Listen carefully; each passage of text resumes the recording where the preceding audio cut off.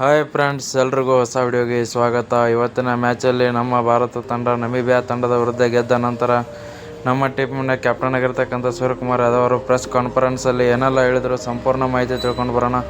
ಅದಕ್ಕಿಂತ ಮುಂಚೆ ನೀವು ಕೂಡ ಒಬ್ಬ ಭಾರತ ಟೀಮಿನ ಅಭಿಮಾನಿಯಾಗಿದ್ದರೆ ಈಗಲೇ ನಮ್ಮ ಚಾನಲ್ನ ಸಬ್ಸ್ಕ್ರೈಬ್ ಮಾಡ್ಕೊಳ್ಳಿ. ಹಾಗೆ ಪಕ್ಕದಲ್ಲಿರೋ ಬೆಲ್ ಐಕನ್ ಮೇಲೆ ಆಲ್ ಅಂತ ಕ್ಲಿಕ್ ಮಾಡ್ಕೊಳ್ಳಿ.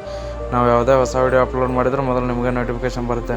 ಮೊದಲದಾಗಿ ನೋಡೋದಾದರೆ ಇವತ್ತು ನನ್ನಿಂದ ಅಷ್ಟೊಂದು ಬ್ಯಾಟಿಂಗ್ ಆಡೋಕ್ಕಾಗಲಿಲ್ಲ, ನನ್ನಿಂದ ಅಷ್ಟೊಂದು ರನ್ಸ್ ಬರಲಿಲ್ಲ. ಬಟ್ ನಮ್ಮ ಪ್ಲೇಯರ್ಸ್ ಆಗಿರ್ತಕ್ಕಂಥ ಇಶಾನ್ ಕಿಶನ್ ಅವರು ಕೂಡ ಚೆನ್ನಾಗಿ ಆಡಿದರು. ಒಂದು ಹಾರ್ದಿಕ್ ಪಾಂಡ್ಯ ಇವರು ಇಬ್ಬರ ಬ್ಯಾಟಿಂದ ಒಂದು ಚೆನ್ನಾಗಿ ರನ್ಸ್ ಬಂತು.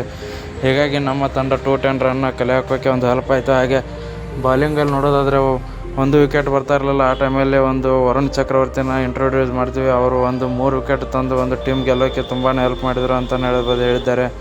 ಹಾಗೆ ಅಕ್ಷರ್ ಪಟೇಲ್ ಅವರು 2 ವಿಕೆಟು, ಒಂದು ನಮ್ಮ ಬಾಲಿಂಗಲ್ಲೂ ಕೂಡ ಒಂದು ಚೆನ್ನಾಗಿ ಬಾಲಿಂಗ್ ಆಯಿತು. ಹೀಗಾಗಿ ನಮ್ಮ ತಂಡ ಗೆದ್ದಿತ್ತು ಅಂತ ಹೇಳಿದ್ದಾರೆ. ವಿಡಿಯೋ ಇಷ್ಟ ಆಗಿದ್ದರೆ ಲೈಕ್ ಮಾಡಿ, ಶೇರ್ ಮಾಡಿ, ಸಬ್ಸ್ಕ್ರೈಬ್ ಮಾಡಿ.